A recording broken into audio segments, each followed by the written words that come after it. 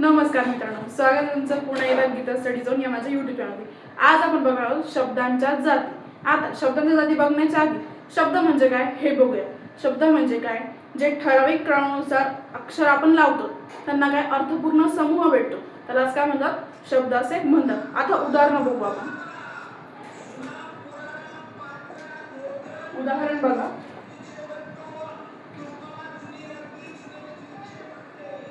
हे जे अक्षर आहे त्यांना जर आपण जशास तसं लिहिलं, याला काही अर्थ प्राप्त होतोय का? नाही।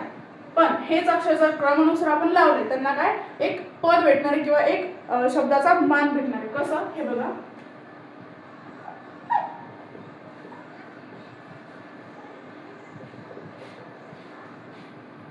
म्हणजेच जर आपण अक्षर क्रमानुसार लावली त्यांना अर्थ प्राप्त होतो, जर क्रमानुसार नाही लावली त्यांना अर्थ प्राप्त होत नाही। याचा अर्थ काय होतो, हे शब्द असतात।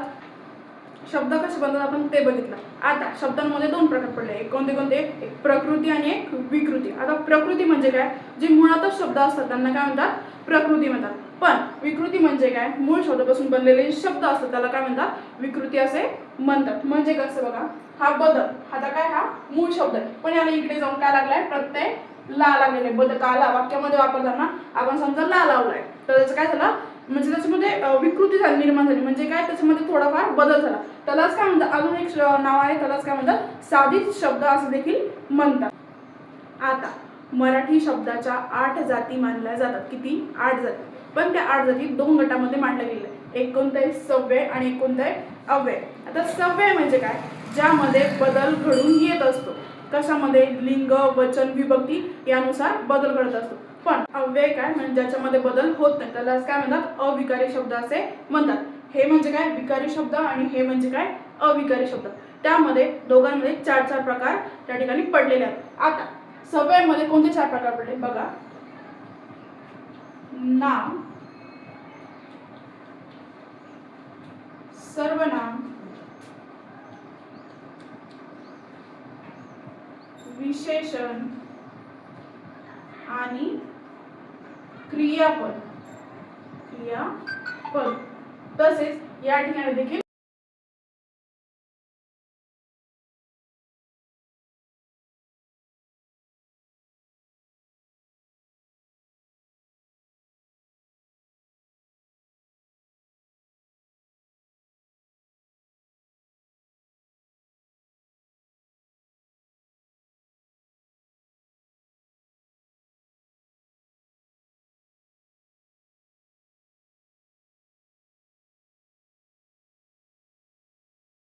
उभयान्वय अव्यय।